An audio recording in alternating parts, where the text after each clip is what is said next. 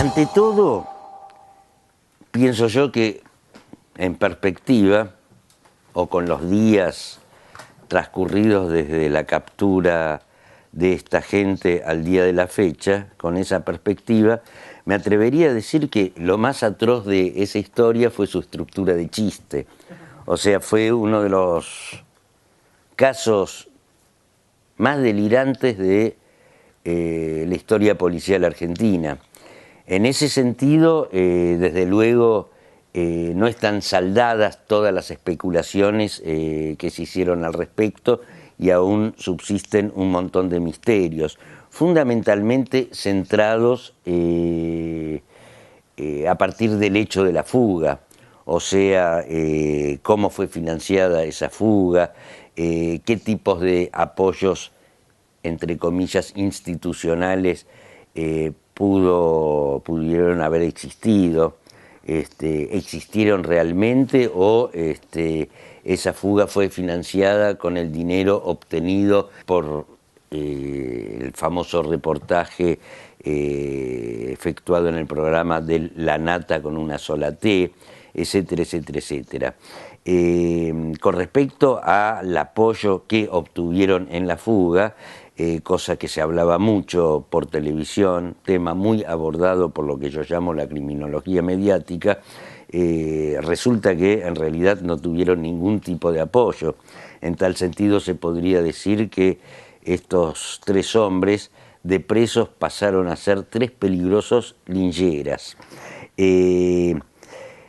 Pero lo que sí dejó al descubierto la fuga fue la vidriosa relación entre el nuevo gobierno y las corporaciones que anidan en las fuerzas de seguridad, tanto en la policía bonaerense como en el servicio penitenciario. En ese sentido, eso puso además al descubierto, o medianamente al descubierto, porque no sé hasta qué punto este asunto fue percibido por el espíritu público, el hecho de que la explosión propiamente dicha entre la animosidad de la bonaerense con el nuevo gobierno estaba dado no por la fuga en sí, ni se puede decir que la bonaerense participó en el plan de fuga, sino en un estado de ebullición que existe dentro de esa fuerza a partir del nombramiento al frente de la misma del comisario Pablo Bresci. Un tipo que, tal como ha salido en los medios, digamos, tiene el ruidoso antecedente de haber sido el negociador de la masacre de Ramallo, de aquella toma de rehenes, pero, digamos, no fue ese hecho el que enturbió ese nombramiento, sino el hecho de que fue recomendado por Maskin, por el jefe saliente, que durante la época de Scioli gozó no solo de una enorme permanencia, sino también de un enorme poder, ¿no? Y desde luego su reemplazo era una posibilidad, era una situación que otras líneas internas de la fuerza esperaban con anhelo, pero la política continuista de María Eugenia Vidal con respecto a las fuerzas de seguridad, y digo continuista porque hizo uso y abuso de la estructura que le había dejado el antecesor del ministro Ritondo, o sea, el ex ministro Alejandro Granados, quedó prácticamente intacta. Incluso se dijo que en uno de sus discursos de despedida de la fuerza, o mejor dicho, de la plana mayor de la fuerza, Granados habría dicho en referencia a Ritondo, quédense tranquilos con este muchacho porque es como si fuera de mi carne, ¿no? No son gratuitos ciertas situaciones que, por ejemplo, surgen el día en que balean a los dos policías cerca de la localidad Tarranchos, cuando el ministro Ritondo dice aquella frase que seguramente será recordada por las futuras generaciones: están acorralados. Esa es una de las típicas bromas que suele hacer la corporación policial a sus funcionarios cuando los quieren meter en caja, que a veces son trágicas. Empiezan con bromas y después terminan tirando cadáveres. En realidad, lo que yo antes decía de la policía bonaerense o del servicio penitenciario es una situación que se extiende a todas las agencias policiales que existen en el país, porque, digamos, son todas agencias que hicieron, o son todas corporaciones que hicieron de la recaudación a través de cajas delictivas su sistema de sobrevivencia. Como hemos visto, la bonaerense tiene un conflicto interno que salpicó a la nueva administración. En lo que iba a ser el primer acto represivo del macrismo, es decir, reprimir el 12 o 13 de diciembre, es decir, a 72 horas de haber asumido a la gente que ya acampaba en Jujuy, provocó el desbarrancamiento de un micro y la muerte de 43 gendarmes, situación que la gendarmería atribuye a la desidia en mandar ese contingente en un micro que no estaba en condiciones de circular por esa zona. Por otro lado, la Policía Federal tiene también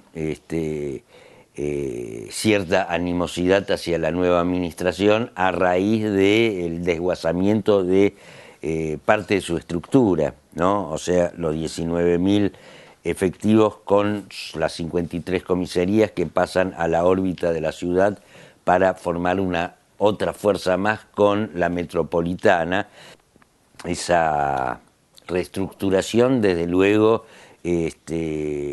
no contribuiría a ejercer sobre la calle el control que requiere el macrismo. O sea, sus innovaciones administrativas tienen contraindicaciones bastante notables. La policía santafesina, que rivaliza con las fuerzas federales y que por otra parte tiene sus propios problemas, entre ellos un jefe que, estando en funciones, terminó preso. Son todas organizaciones vinculadas con la gente o con el crimen organizado que el nuevo gobierno se empeña tanto verbalmente en combatir, por un lado. Por otro lado, la hipótesis gubernamental de que fue una maniobra de que la fuga fue una maniobra tendida por los monos con fines inconfesables, es parte del discurso macrista de atribuir o de convertir al narcotráfico, a la figura del narcotráfico, en una versión moderna de las 7 plagas de Egipto. Mirá, lo de la emergencia de la seguridad, ante todas las cosas, además de su impacto publicitario, digamos, una ley de emergencia siempre es una especie de festival de compras sin control, sin licitaciones, helicópteros, armas, equipos de comunicaciones, drones, lo que a uno se le pueda ocurrir. Y desde luego, digamos, si es un festival de compras, es un festival de negocios para sus hacedores, o sea, tanto para las cúpulas de la Fuerza de Seguridad como para los funcionarios que intervienen en estas cosas. Con respecto a la conversión del narcotráfico en una de las mayores amenazas de la Argentina macrista, digamos, es también una cosa que no se sostiene en los hechos de la realidad, puesto que, digamos, plantear esa hipótesis o plantear ese escenario significa establecer un estándar similar a las organizaciones argentinas que se dedican al narcotráfico, con organizaciones como el Cartel de Cali o el Cartel de Sinaloa, que son organizaciones que son organizaciones globalizadas que se han ofrecido a pagar la deuda externa de sus países, son organizaciones que garantizan el abastecimiento a los mercados tanto norteamericanos como europeo. O sea, son las únicas, yo diría, las únicas multinacionales del tercer mundo. De hecho, digamos, el Clan de los Canteros, que es una de las organizaciones más renombradas por la criminología mediática, no exporta cocaína a los grandes mercados mundiales, y si lo hiciera y si los atraparan no serían procesados por narcotráfico, sino por defraudaciones y estafas, porque el producto que venden es francamente espantoso. Siempre que se enarbola una gran amenaza social, se tiene que identificar a sus hacedores, se tiene que identificar a sus protagonistas. O sea, siempre hay que construir un enemigo. Desde luego, el tema de la inseguridad, la amplificación de la inseguridad, digamos, es una operación político-mediática que existe desde que yo tengo memoria, con diversos enemigos. El discurso de la inseguridad va evolucionando y últimamente parece que se han dado cuenta que no se puede atribuir la inseguridad, no se puede atribuir, no se puede identificar como profetas del caos, qué sé yo,